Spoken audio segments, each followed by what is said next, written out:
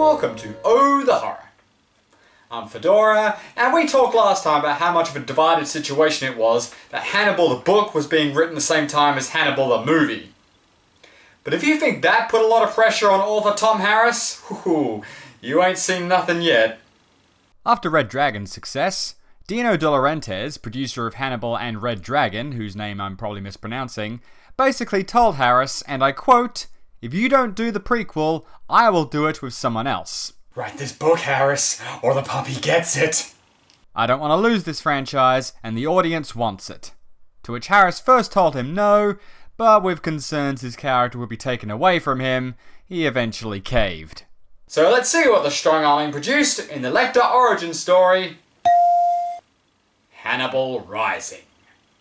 So this movie starts in this lush and peaceful forest, and I guess this isn't just the origin story of Lecter. Look, there's one of Gary Oldman's pigs from Hannibal. The beautiful cinematography and innocent scenes of young Hannibal playing with his sister are covered by this foreshadowing grey filter to remind you that something horrible is going to happen to this seemingly happy family. Namely that Dad here barely gets any screen time in next year's Harry Potter movie. Oh right, it's World War II. You should probably go inside and play Uno or something. The apparently very wealthy Lecter family are getting ready to leave their castle home before the approaching Nazis arrive. But a mysterious bundle of letters are left behind in the rush, probably from De Laurentiis to Tom Harris, containing pieces of his pet hamster as incentive to keep writing this. They hide out at their lodge house a few miles away, while their castle is claimed by these surprisingly British Nazis. You say you want to be SS. Let's see you earn it. Russian tanks moving west.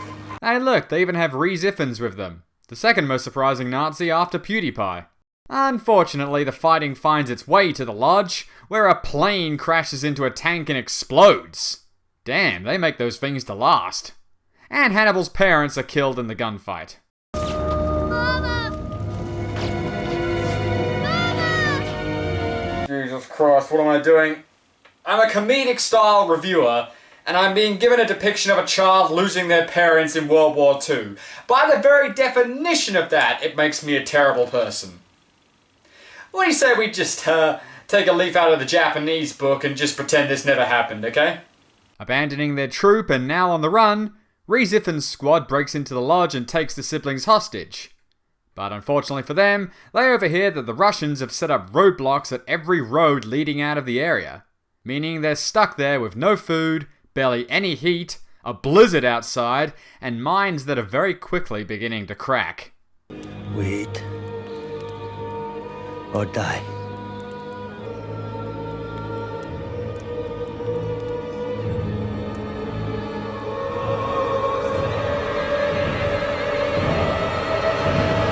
Wait! I forgot. I picked up some Red Rooster before I left Berlin. Whew, that almost got out of hand. We're spared the sight of them eating Hannibal's little sister, and cut to 8 years later back at the family castle, which is now a Soviet boarding house. And Hannibal is now played by French actor Gaspard Ulliel, and again apologies for the pronunciation. But he wasn't the only one considered for the role. Others included Hayden Christensen, and, I shit you not, Macaulay Culkin. Well, we all knew Kevin McAllister was heading to some dark places. And not surprisingly, Hannibal is still very much haunted by what happened that day. So since sleep is out of the question, he sneaks out of his room to take a peek at that old bundle of letters, which I guess he just remembered, which are actually from his long-lost aunt living in France. Time for a prison break!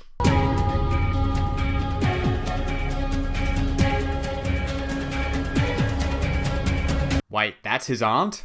The hot villain from Memoirs of a Geisha? Your uncle would have loved to see you, Hannibal. It has been almost a year since he died. So, you're single then? No, he wouldn't say that. In fact, Hannibal hasn't spoken a word in years due to his trauma. Speak to me. Thank you. Well, it's about time somebody reach out to me. Murasaki tries to temper the rage inside of Hannibal by teaching him the ways of the samurai discipline. Yeah, because that was something women of the 40s and 50s were often privy to. And during this process, we can see a romance beginning to develop between the two. But even still, there is a lot of anger pent up inside of Hannibal, and he quickly twists her teachings into a plot for revenge against the man he hates more than any other, that dude who slapped his girl's ass.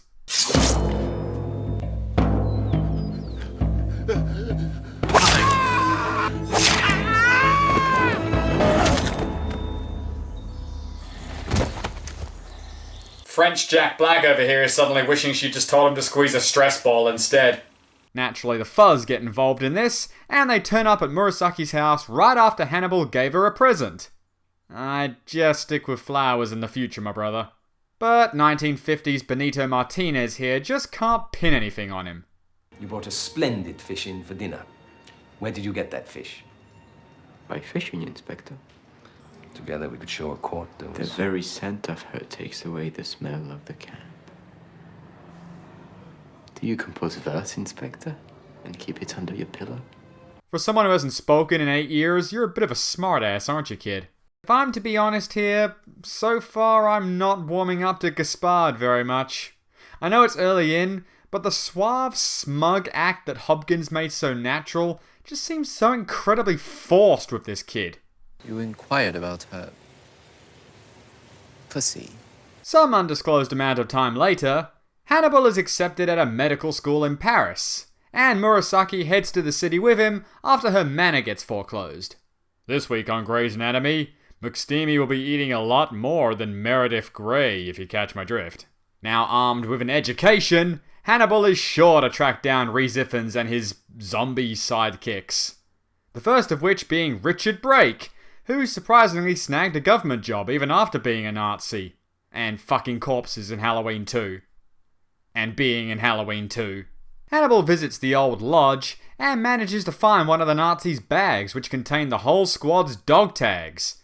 So now he knows their names. Time to track them down and... Oh, well, that was easy. He squeezes a little information out of Richard before making a quick meal of him and leaving the body for the police to find. Pick some wild mushrooms and made a brochette. Alright, okay. The jump to murder, yeah, okay, I get it. These people murdered your sister. But there is a whole nother psychological mile between that and turning Portman from Doom's face into 5-star dining. That is a lot to skip over. Freud would certainly have a field day with that little one, wouldn't he? What are you going to do? It's a movie, I guess. Anyway, our remaining villains have some group time to discuss the problem in their massive illegal guns and human trafficking shipyard. Laying low? What's that? And they decide to try and take out Hannibal while he's auditioning for the Reanimator remake.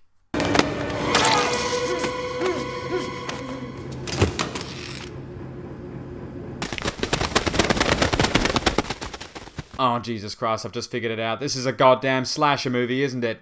You've dumbed this franchise down to the lowest intellectual denominator, eliminating all the tension and just giving us a list of people to check off by movie's end. Take this movie to jail and remove its fucking toilet seat. The little boy Hannibal died in 1944 out in that snow. What he is now, there's no word for it. Oh, I don't know. Marketable springs to mind. Oh yeah. Time for the, not really, but in some way, kind of incestuous sex scene. Good enough for me! Incest in the morning. Suppressed memories. 97.1. Hey, don't worry there, champ. It happens to the best of us. Let's let off a little steam here by trying to kill Rhys Ifans in his apparently very well-hidden mansion because nobody's arrested his ass yet. Well, we still have half an hour left in this bitch, so unless you're going to go for the last house on the left method, I'm guessing the mastermind is going to be uncharacteristically careless here.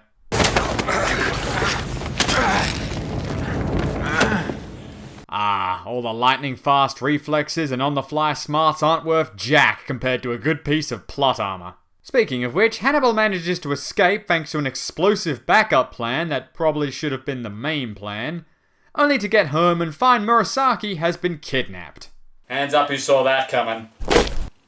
So the whitest samurai since Tom Cruise infiltrates Rhys's prison ship to rescue the damsel in distress archetype, and... Hannibal! Oh no, I wonder if he's dead. Hannibal slashes Rhys's tibials, and he finally has his most hated enemy at his mercy. But before he goes, he tells Hannibal that he slipped a little piece of his sister in his food too. Which, yeah mate, good call. Why don't you just tell him you banged his mother too? I'm sure he'll go real easy on you. Hannibal smash! Wisely, Murasaki decides something long-term with Hannibal might be a little awkward during family reunions, and says her goodbyes, leaving him to enjoy his dish best served cold. So after faking his death, guess they just thought he got better in the earlier movies, this movie comes to an end with Hannibal visiting the final Nazi on his list before driving off to never act in another English-speaking movie again. And that was Hannibal Rising. One of the criticisms people have with Red Dragon is showing the Hannibal getting caught scene. Like, they didn't want to know how it happened because it's scarier not knowing. This whole movie is that scene. Not only that, but Jesus did they rush through this. Hannibal goes from a mute to a genius in such a ludicrously short time. And I had a better time buying him as the former because his acting is so forced, it's almost comedic. This movie wanted to show us how Hannibal became a killer, and the excuse was pretty weak. Thousands of people lost their entire families in horrific circumstances in World War II, including people in this movie. They didn't become lifelong serial killers as a result. This whole thing, book and movie both, exist because Lecter makes money, nothing more. Well, that's all from me for tonight, so I'm Fedora. This is the Horror. Save a screen for me, and we'll see you next time.